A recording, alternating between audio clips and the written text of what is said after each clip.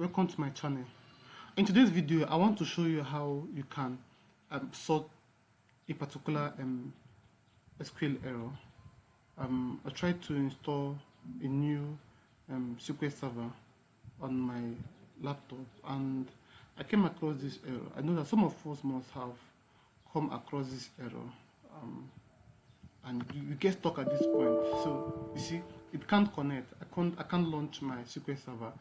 Said a connection was successfully established with the server, but there is an error occurred during the login process. It's a certificate error. The certificate chain was issued by an authority that is not trusted. So when you experience this error, there is no need to panic. There is no need whatsoever to panic. What you're going to do is this: you go to option. When you go to option, you click on Trust Server Certificate. Remove this Trust Server Certificate, then click on Connect. Once you do that, voila, you'll be able to connect your SQL database. Thank you.